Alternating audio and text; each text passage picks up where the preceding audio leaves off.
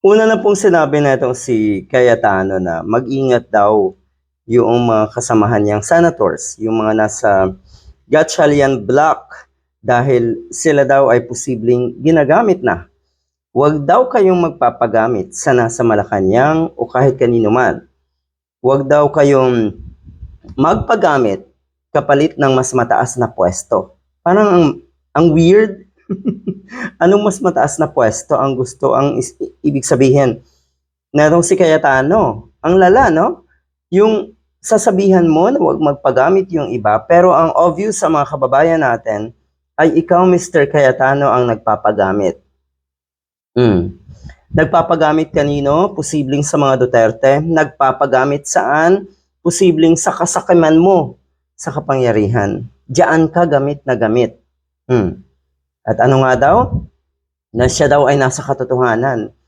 Ang power daw ay nasa Gatchalian block. Pero ang katotohanan daw ay nasa kanya, nasa kay Cayetano. Ang katotohanan ay wala ka na sa pwesto. Yan ang buong katotohanan na hindi mo pa rin matanggap hanggang sa ngayon. Hindi mo matanggap. May desisyon na ata na ang or pamumunuan ni acting Senate President Pro Tempore na si Gatchalian ang impeachment trial na malapit na rin pong magsimula. Ang dami na pong nagsasabi na wala ka na Cayetano. Kahit daw sa official website ng Senado, hindi ka nakasama. Wala ka na doon.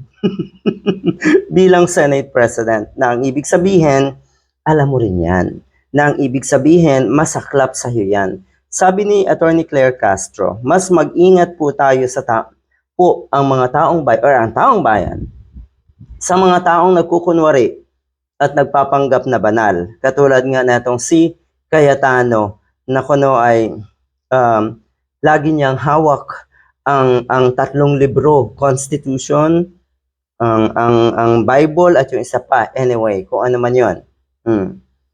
Kami, ang taong bayan, ang mag-ingat sa mga taong katulad mo, Mr. Cayetano. At alam na ng taong bayan ang karakas. Alam na ng taong bayan ang likaw ng bituka ng mga katulad nyo, Mr. Cayetano.